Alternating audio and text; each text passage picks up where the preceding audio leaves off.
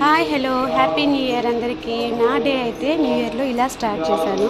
మరి మీరందరూ ఎలా స్టార్ట్ చేశారో నాకైతే కామెంట్ చేయండి.